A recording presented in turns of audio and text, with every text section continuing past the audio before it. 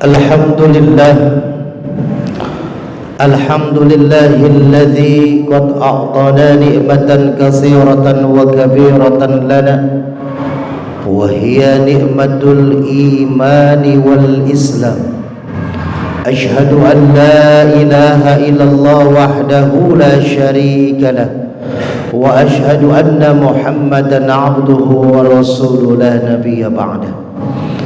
Allahumma salli ala Sayyidina Muhammad wa ala ali Sayyidina Muhammad kama sallaita ala Ibrahim wa ala ali Ibrahim fil alamin innaka Hamidum Majid. Faya ayyuhal hadirun usikum wa nafsi bitaqwallah faqad fazal muttaqun.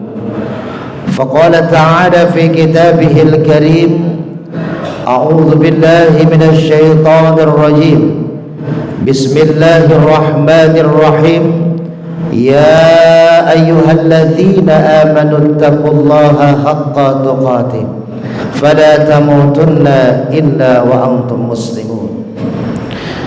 وقال أيضا واذكر في الكتاب إسماعيل إنه كان صادق الوعد wa kana rasulan nabiyya. Shadaqallahul azim. Hadirin sidang Jumat rahimakumullah. Puji syukur mari sama-sama kita panjatkan pada Allah Subhanahu wa taala. Pada kesempatan Jumat kali ini kita masih diberikan nikmat iman dan sehat walafiat.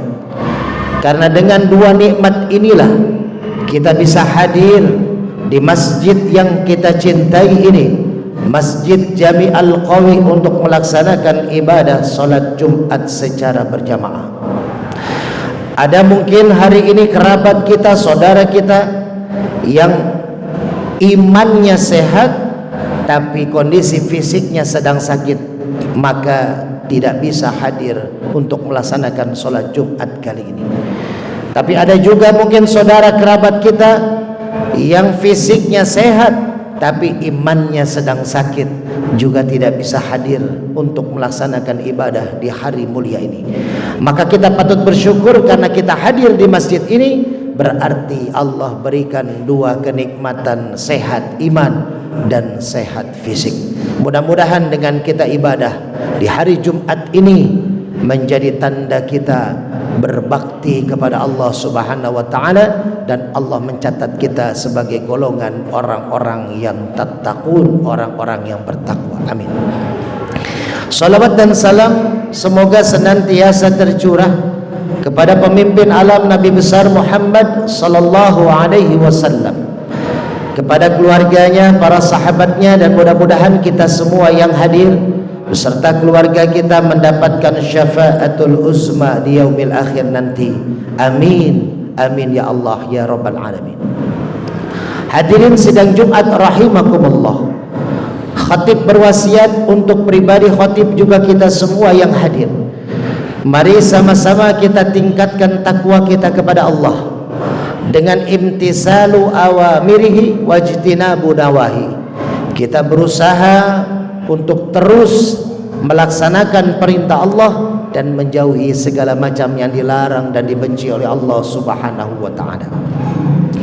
Hadirin sidang Jumat rahimakumullah. Kalau kita ditanya apakah kita pengen punya anak yang soleh dan solehah, pasti jawabannya sama. Setiap orang tua pengen punya anak yang soleh dan soleha. Setiap seorang ayah dan seorang ibu pastinya menginginkan mempunyai putra yang soleh dan soleha. Apakah mempunyai putra soleh soleha adalah keturunan? Walaupun kita menginginkan tapi memang keturunannya tidak bisa, tidak terjadilah anak soleh soleha. Maka di waktu yang singkat ini kita coba merenungkan bagaimana cara mendapatkan putra putri solehah dengan kita mengambil hikmah dari surat Maryam ayat 54. Hadirin yang dirahmati Allah, menurut Imam Al-Ghazali kalau kita pengen punya anak soleh solehah, maka syaratnya ada dua. Yang pertama, tarbiyatul aulad qablal wiladah, pendidikan anak sebelum anak dilahirkan. Yang kedua, tarbiyatul aulad ba'dal wiladah, pendidikan anak setelah anak dilahirkan. Ustadz, kalau anak sudah dilahirkan, anak sudah muncul di muka bumi, sudah keluar dari rahim ibunya, maka logikanya masuk, bisa kita bimbing, bisa kita didik, bisa kita ajarkan. Tapi bagaimana caranya mengajarkan, mendidik anak yang belum dilahirkan? Hadirin yang dirahmati Allah, tarbiyatul aulad qoblal wiladah artinya ketika kita mau punya anak yang soleh dan solehah, pertama kali syaratnya adalah cari bibit unggul, cari bibit yang istimewa. Seorang laki-laki kalau pengen punya anak yang soleh solehah, carilah wanita untuk dijadikan istri, wanita solehah. Kita tahu Honda itu satu perusahaan besar dari Jepang. Dulu Honda itu yang punyanya namanya Honda. Honda itu dulu hanya pekerja bengkel di Jepang. Tapi karena dengan kepintarannya, dengan kecerdasannya, dia kerja pintar bukan kerja keras. Dia pakai otaknya bagaimana caranya menghasilkan mesin terbaik ketika dia menjadi tukang bengkel. Akhir terciptalah satu mesin yang diakui dunia yang bernama Honda. Setiap produknya, mau motor, mau mobil, itu pasti laris bak kacang, diserbu oleh seluruh manusia yang menginginkan kendaraannya terbaik. Setiap produk keluaran Honda itu pasti akan dijamin bahwasanya produk tersebut adalah istimewa, walaupun tetap ada produk gagalnya juga. Dalam 1000 atau 10.000 unit mungkin 1 unit gagal. Kenapa Honda itu mempunyai produk yang hebat sampai seluruh dunia mengakui? Karena pertamanya adalah pabriknya. Honda pabrik yang diakui oleh dunia. Pabriknya betul-betul higienis, pekerjanya betul-betul cekatan, mesinnya betul-betul bagus. Pabrik yang menghasilkan produk Honda, maka dia pabrik yang baik. Maka kalau kita pengen punya anak soleh, pabriknya dulu kita siapin yang baik. Siapa pabriknya buat anak soleh dan solehah? Adalah wanita, seorang ibu. Maka dikatakan madrasatul ula, seorang ibu itu adalah sekolah yang pertama bagi anak. Hadirin yang dirahmati Allah, kita mengingati bahwasanya surat Maryam ayat 54, Rasul mengatakan Allah menyuruh Rasulullah untuk mengingatkan kepada umat Rasulullah, wadhkur, wahai Muhammad, beritahukanlah, ingatkanlah umatmu, ceritakanlah kepada umatmu, wadhkur, ingatilah kepada umatmu bahwasanya ada seorang nabi, ada seorang rasul namanya Ismail. Wadhkur fil kitabi Ismaila innahu kana shadiqal wa'di wa kana rasulan nabiyya. Nabi Ismail itu sudah dijamin oleh Allah dan sudah diakui oleh Allah sebagai anak yang soleh, sebagai putra yang soleh, putra Nabi Ibrahim.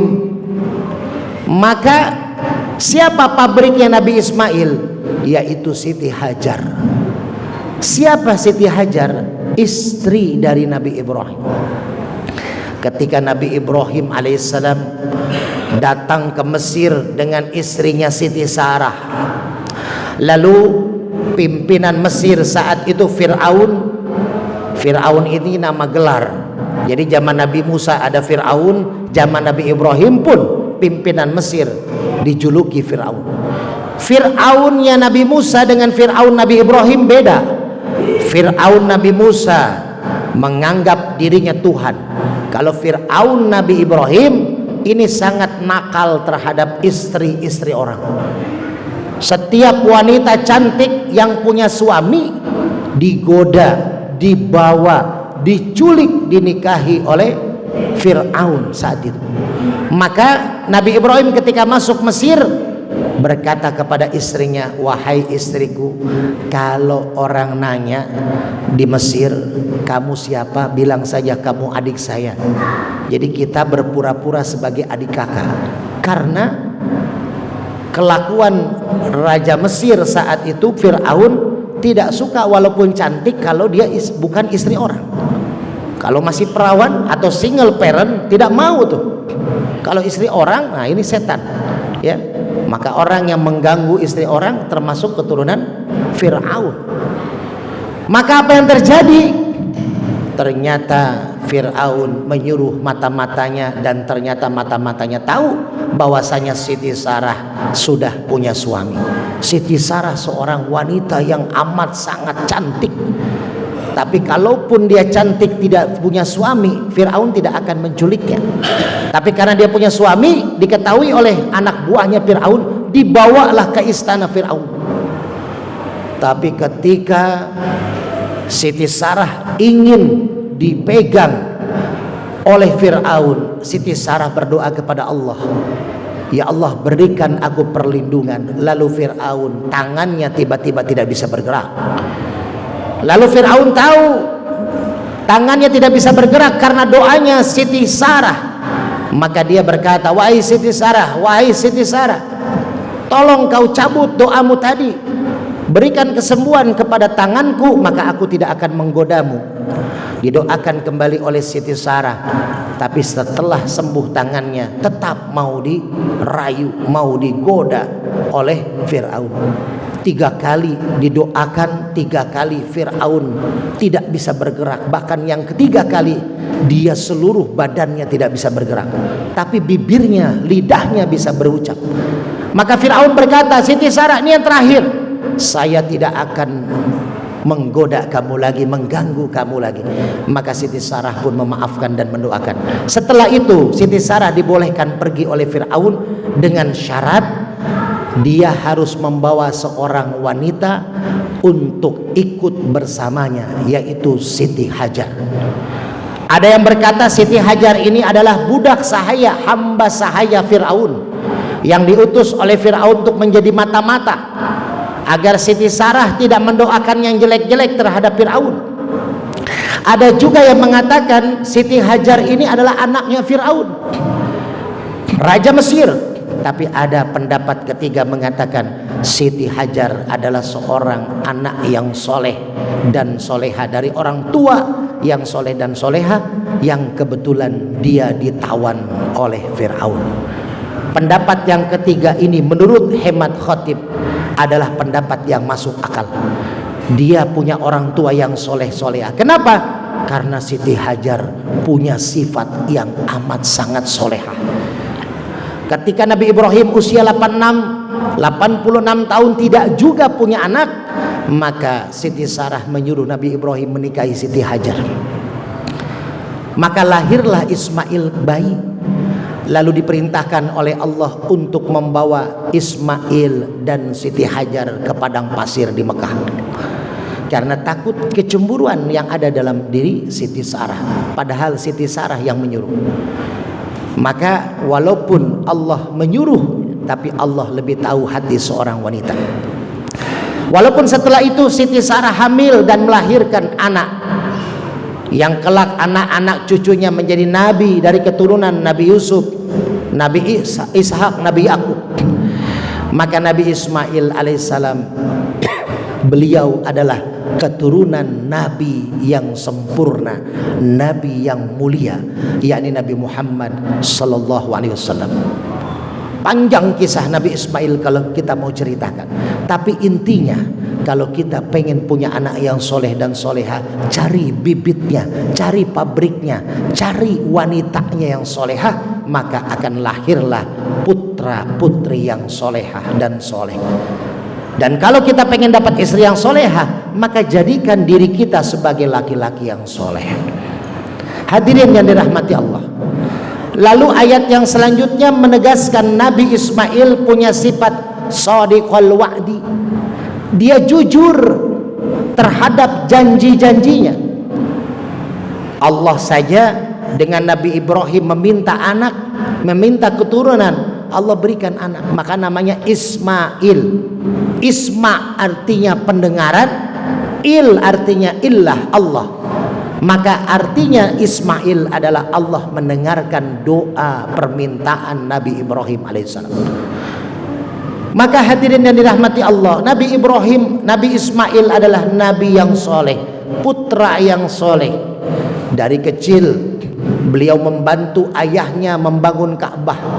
Lalu ketika Nabi Ibrahim bermimpi disuruh mengkurbankan anaknya, dia menawarkan, menceritakan kepada anaknya, kata anaknya Ismail, ya abati i'mal, wahai ayahku yang aku hormati dan sayangi, silahkan kau lakukan perintah Allah itu.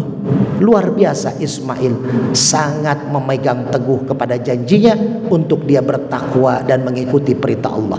Wa kana rasulan nabiyya, dia pun rasul dan nabi yang diutus Allah. Lalu apa pesan Nabi Ismail alaihissalam buat kita? Wa kana amruhu ahlahu. Setelah itu ayat yang ke-55 surat Maryam diingatkan, Nabi Ismail mengingatkan, wa kana ya'muru ahlahu. Nabi Ismail menyuruh keluarganya. Kita ini termasuk keluarga Nabi Ismail karena kita keturunan dari Nabi Muhammad sallallahu alaihi wasallam. Dan Nabi Muhammad keturunan dari Nabi Ismail alaihissalam. Ahlahu artinya keluarga, ahlahu artinya nasab. Kita semua nasab, semua dari Nabi Adam alaihissalam dan nyambung kepada Nabi Nuh alaihissalam. Lalu kita masuk ke dalam Nabi Ismail alaihissalam. Apa pesannya? As-shalah waz zakah. Pesan Nabi Ismail, solat, jaga solat dan zakat. Ini momen yang amat sangat kita bisa praktekkan pesan dari Nabi Ismail alaihissalam. Solat perbanyak, solat perbaiki. Lalu yang kedua, ikuti dengan zakat. Ikuti dengan zakat mal, ikuti dengan zakat kebaikan, ikuti dengan infak dan sodakoh, ikuti dengan perintah kurban. Maka Masjid Al-Qawi salah satunya menjadi jembatan kita untuk kita bisa menanamkan investasi akhirat kita di masjid ini. Kalau ada jamaah mau zakat mal, bisa ke masjid ini. Kalau jamaah mau berkurban, bisa ke masjid ini. Jadi masjid ini menjadi ladang amal kita untuk melaksanakan perintah Ismail alaihissalam. Hadirin yang dirahmati Allah. Maka di ujung ayat 55 Allah mengatakan, innahu kana inda rabbihi mardiya. Nabi Ismail itu adalah termasuk orang yang mendapat ridho dari Allah subhanahu wa ta'ala. Maka kalau kita pengen dapat ridho Allah, ikuti jejak para nabi, wabil khusus kakek moyang kita Nabi Ismail di surat Maryam, untuk menjaga solat dan berzakat. Mudah-mudahan kita semua yang hadir di Masjid Al-Qawi ini mendapatkan keimanan yang kuat dari Allah, mendapatkan kesehatan, mendapatkan keberkahan, dan pada akhirnya kita mendapatkan ridho Allah subhanahu wa ta'ala. A'udzubillahi minasyaitonir rajim. Bismillahirrahmanirrahim. Wal 'asri innal insana lafi khusrin illa alladhina amanu wa 'amilus shalihat wa tawasaw bil haqq wa tawasaw bis sabr. Barakallahu li wa lakum fil Qur'anil 'azim wa nafa'ani wa iyyakum bima fihi minal ayati wa dzikril hakim. Wa taqabbalallahu minni wa minkum tilawatahu innahu huwas samiul alim.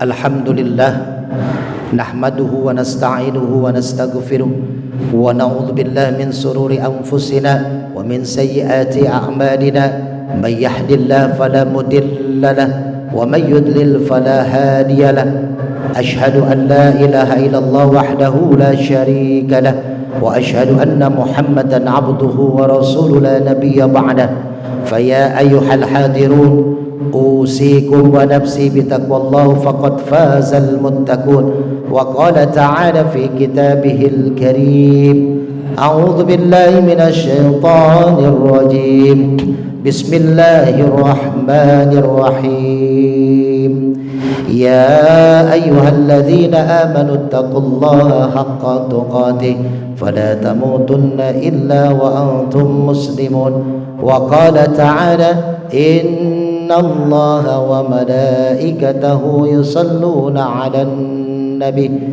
يا أيها الذين آمنوا صلوا عليه وسلموا تسليما اللهم صل على سيدنا محمد وعلى آل سيدنا محمد كما صليت على إبراهيم وعلى آل إبراهيم في العالمين إنك حميد مجيد اللهم اغفر للمسلمين والمسلمات والمؤمنين والمؤمنات الأحياء منهم والأموات إنك مجيب دعوات ويا قاضي الحاجات اللهم لك الحمد وإليك المشتكى وأنت المستعان ولا حول ولا قوة إلا بالله العلي العظيم ربنا آتنا في الدنيا حسنة وفي الآخرة حسنة وقنا عذاب النار عباد الله إن الله يأمر بالعدل والإحسان وإيتاء ذي القربى وينهى عن الفحشاء والمنكر والبغي